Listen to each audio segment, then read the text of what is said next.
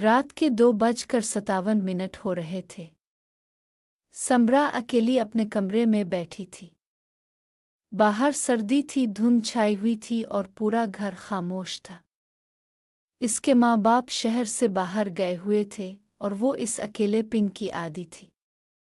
मगर आज कुछ अलग सा एहसास हो रहा था, जैसे कुछ होने वाला हो। वो अपने फ़ोन पर स्क्रॉल कर रही थी कि अचानक 3 हल्की लेकिन भारी दस्तकों की आवाज़ आई।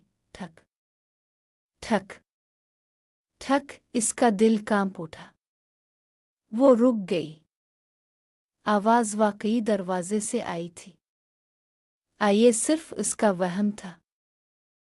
कुछ देर के लिए खामोशी छा गई। फिर तजस्सुस के मारे वो धीरे धीरे दरवाजे की तरफ बढ़ी। पूरा घर अंधेरे में डूबा हुआ था। सिर्फ उसके फ़ोन की हल्की रोशनी इसका साथ दे रही थी।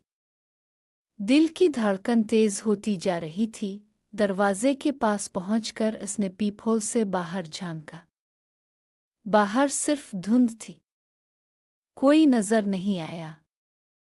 लेकिन अचानक सर्द हुआ का झोंका अंदर दाखिल हुआ और दरवाज़ा हल्का सा चरचरा गया।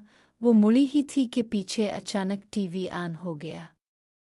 स्क्रीन पर सिर्फ शोर था और इस शोर में एक साया सा उभरा और अगले ही लम्हे गायब हो गया।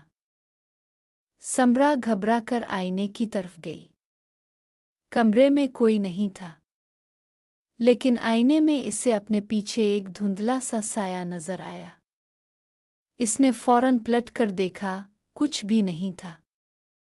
अब इसका खौफ बेकाबू हो रहा था। तभी इसके कान के बिल्कुल करीब किसी ने सरगोशी की, दरवाज़ा मत खोलना। ये आवाज़ बिल्कुल करीब से आई थी, जैसे किसी ने इसके कान में कही हो। और फिर एक ज़ोरदार दस्तक हुई। दरवाज़ा खुद ब खुद खिल गया। बाहर अंधेरा और घनी धुंध, और अंदर सिर्फ समरा का खौफज़दा वजूद। अगली सुबह सिर्फ समरा का फ़ोन मिला, जो ज़मीन पर पड़ा था। इसकी स्क्रीन टूटी हुई थी।